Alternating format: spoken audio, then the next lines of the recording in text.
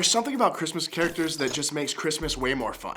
Characters like Buddy the Elf, or Rudolph, or even the Grinch. But when you think about the actual people in the original Christmas story, things were just a little bit more complicated than a normal movie that we see today, right? I mean, if you stop and you think about it, the people of Israel had been waiting for hundreds of years for a Messiah who would show up and save them. Waiting for hundreds of years. I have a problem waiting 3 minutes for a Hot Pocket. Mary, the mother of Jesus, was being gossiped about by everyone in town because she was pregnant and unmarried. If I had to guess, people were probably assuming a lot of things about her that just weren't true. Joseph was engaged to Mary and was about to leave Mary until an angel appeared to him as well. And the famous shepherds that we see in the nativity scenes, they were considered outcasts in society at the same time. To make things even more complicated, Mary, while pregnant, had to travel with Joseph to his hometown of Bethlehem. And when they arrived, there were no available rooms. So they had to sleep in a place where animals stayed at night. And it's like a barn, something we would call a barn. And this was the very first place Jesus was born. Whether you're familiar with these people and events in this Christmas story or not, my point is the very first Christmas wasn't perfect. It was messy and complicated. The circumstances were the opposite of calm and joyful. But even in the middle of that, Jesus showed up.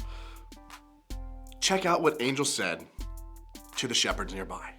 But the angel said to them, "Do not be afraid, I bring you good news that will cause great joy for all the people. Today in the town of David, a Savior has been born to you. He is the Messiah, the Lord." Good news of great joy for all people. That is Jesus. God sent Jesus to earth in the middle of circumstances that weren't perfect to show us that God is with us and has so much love for us. Good news, great joy for all people, even when things are not how we want them to be.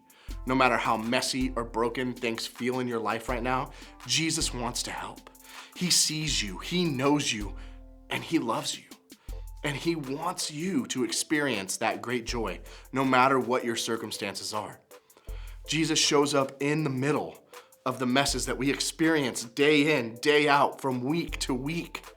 I know some of you have been through some really difficult stuff this year, but you're still experiencing joy, even though things aren't the way that you want them to be. For others of you, you may feel like you're not doing a good job with this right now. Things are complicated and you don't feel joyful. That's okay. Life has good and bad, and hurt is just as much a part of life as joy. It's real, and there's no reason to pretend like things aren't perfect. Sometimes circumstances are tough, and that can overwhelm us. Sometimes the holiday season brings out the worst instead of the best. We feel down, and it's difficult for us to feel better. But Jesus shows up in the middle of that mess. Jesus wants to show up in your life because he loves you and wants to have a relationship with you. He wants great things for your life. He wants you to experience the great joy that he brings.